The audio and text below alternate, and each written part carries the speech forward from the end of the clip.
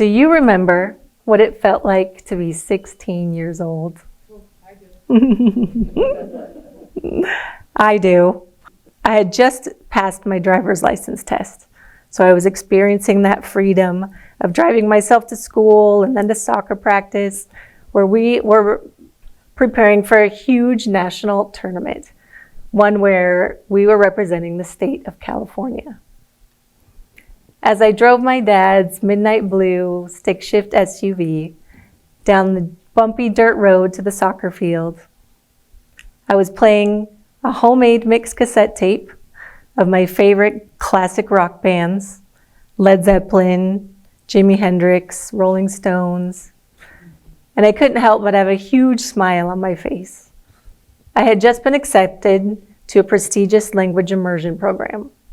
I was going to live in Argentina with a host family for 8 weeks. I was going to learn everything I could about their culture and speak only in Spanish. Of course, I was pretty nervous, but I was so eager to get going on this adventure already because I knew that as soon as I got back, the experience would look so good on my college applications. When I finally made it to Argentina, I had an absolutely magical connection with my host family. I had 4 new brothers and sisters and 2 amazing host parents. My nearly perfect stay with them was coming to an end, so we planned a vacation, a road trip, to the world-famous Iguazu Falls. I had only seen pictures of this magnificent place, and so I couldn't believe I was actually going to see it in person. About 13 hours into our drive, something happened to one of the tires. The car started swerving side to side until we ended up careening off of the pavement and into the nearby grasslands. The right side of the car, where I was sitting, bumped off of something in the landscape and sent us flipping through the air. On one of our many rotations, the pressure of my head hitting the ceiling broke my neck, and those broken bones damaged my spinal cord.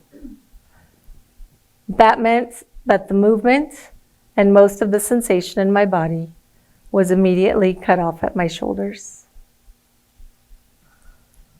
The next thing I remember was waking up outside the car, looking up at the gray sky, trying to process pain combined with numbness all over my body, and struggling to catch my breath.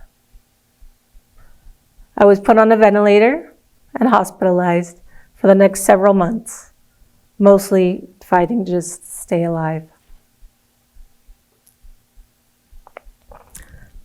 At one point, I was sent back to the United States on a medically equipped airplane, and soon after I arrived, I found out that my amazing host mother didn't actually survive the crash. Then, just a matter of weeks later, I was still in the hospital, and I got a phone call that my stepdad, who I had spent the last 13 years of my life with, got into his own horrific car accident and was killed instantly. I thought this had to be some terrible mistake. This can't be happening right now. But it was. So what do I do now? I reminded myself to dream about all of the good things that would happen when I got out of the hospital. To consciously focus on anything and everything good in my life. Because if I chose to focus on the bad things, they could and would definitely take over everything. And luckily, I still had that mindset of a 16-year-old because I was still 16. I was just the right age to absolutely still expect big things to come around the corner for me. And just like that heavy fitness day a few months before at soccer practice, I knew I had a long, arduous physical road ahead of me. But I was up for the challenge. I was ambitious and I worked hard, so I decided to keep fighting and stay optimistic. In the following years, I attended and graduated from Stanford University with a degree in international relations. I then moved to Los Angeles to pursue a degree in television production, where I ended up managing and coordinating dozens of shows with all different types of budgets and crews and personalities for nearly 15 years. Wow. Wow.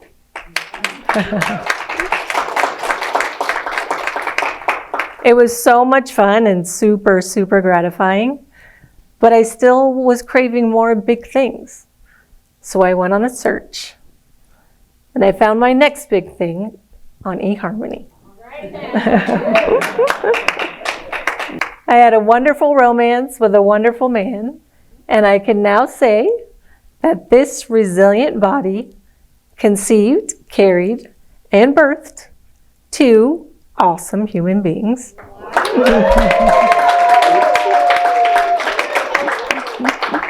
And now I'm raising them with my wonderful husband.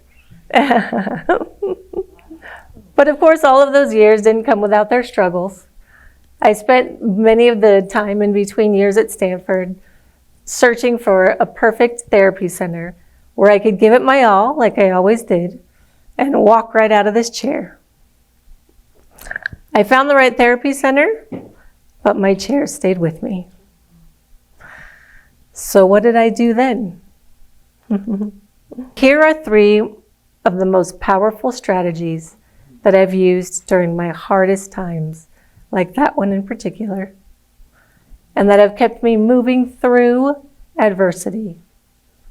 And they can do the same for you. First, consciously focus on anything and everything good in your life, and push yourself to keep moving forward. We can't control what happens to us, but we can control how we react.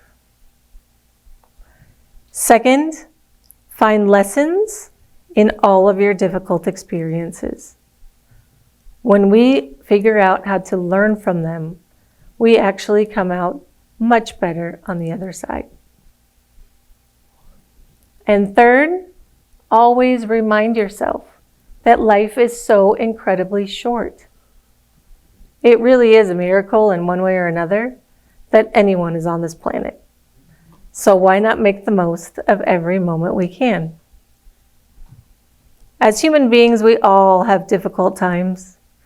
So we really need to figure out how to move through them and learn from them instead of allow them to keep us frozen in our tracks.